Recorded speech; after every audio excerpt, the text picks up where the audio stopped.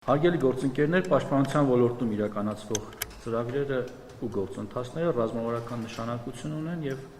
այդ իսկ պատճառով կարեւոր ենք համարում այս ձևաչափով հաղորդակցումը ձեզ հետաքրքրող հարցերը լսելու, քննարկելու եւ առաջարկները հաշվի առնելու նպատակով։ Նախ համառոտ անդրադառնամ կատարված աշխատանքներին, որից հետո հանրային իրազեկումը կիրականացնենք հարց ու պատասխանի միջոցով ու ձևաչափով։ 2018 թվականին պաշտպանության ծախսերը կազմել են 245 միլիարդ։ Ես առիթ եմ ունեցել խոսելու, որ շատ կարևոր է 2025 թվականը համեմատել նախահեղափոխական տարվա 2018 թվականի հետ։ Իսկ 2025 թվականի պաշտպանական ծախսերը եղել են 664 միլիարդ դրամ, այն է 1 միլիարդ 741 միլիոն 604 հազար դոլար,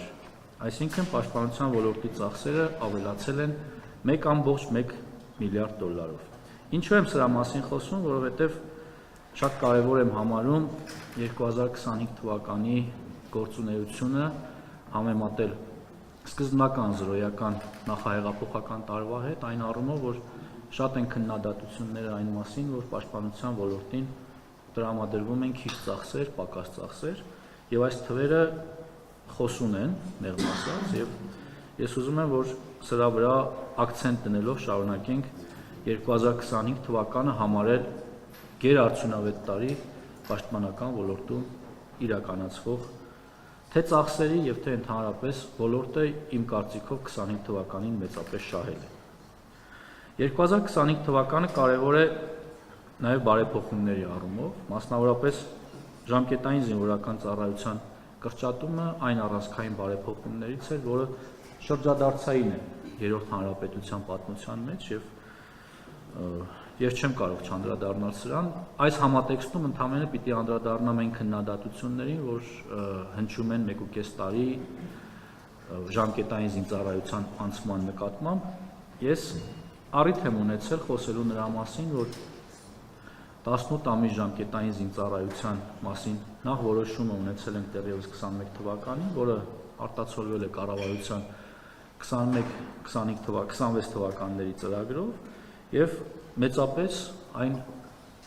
կապված է նաեւ նրա հետ, որ պաշտպանության ոլորտի բարեփոխումները ունենալով հաջողություններ հնարավորություն են տվել մեզ, որպեսզի կառավարությունը հանդես գա այս նախաձեռնությամբ։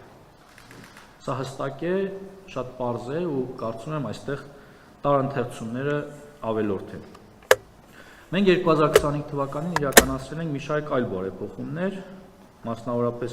օրենսդրական բարեփոխումներից կարևոր են նրանք, որ օրինակ 2023-ի համեմատ 25 թվականին մենք ունեցել ենք զորակոչի 19% աճ։ Սա մեր փոփոխությունների ոչ միայն օրենսդրական, այլև կառավարության որոշումների, մասնավորապես 404-405 որոշումների փոփոխության արդյունքներն են, եւ սա համարում եմ էական հաջողություն։ Մենք հետեւողական ուշադրություն ենք դարձրել նաեւ բանակի պրոֆեսիոնալ հատվածին, որը դառնալու է զինված ուժերի առանցքը, եւ այս համատեքստում կարեւոր է անդրադառնալ պաշտպան հայրենիաց ծրագրին։ Դուք գիտեք եւ առիթ եք ունեցել լսելու, որ պաշտպան հայրենիաց ծրագիրը 2.5 տարվա ընթացքում տվել է մեզ լուրջ ցուցանիշներ, ապահովել է բանակի համար էական հաջողություններ։ Սա այս համարում եմ գերատեսչական եւ անձամբ իմ հաջողությունը, որպես օրենքի հեղինակ, եւ շատ եմ կարեւորում նաեւ դրա շարունակական փոփոխությունները, մասնավորապես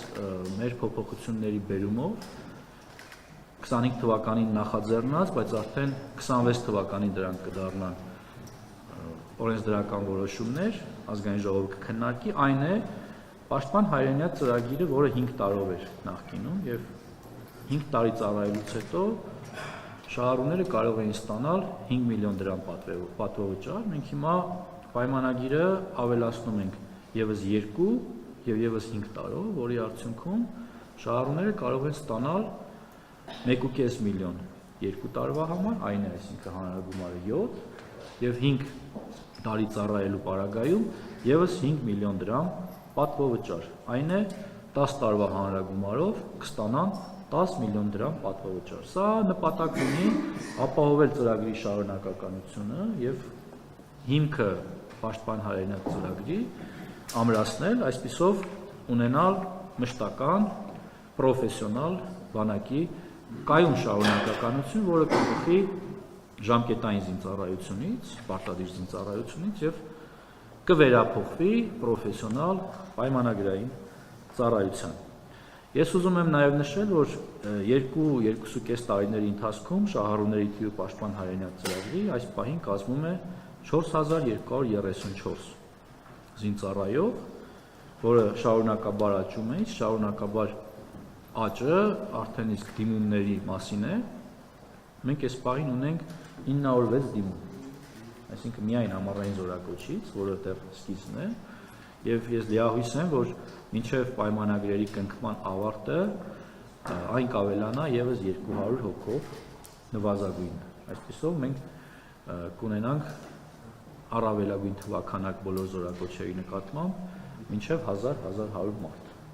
որը մեկ զորակոչի համար վստահ եմ դուք եք համաձայն բավականին լուրջ արդյունք է եւ սա չի կարող չանդրադառնալ զինված ուժերի պաշտպանունակության վրա։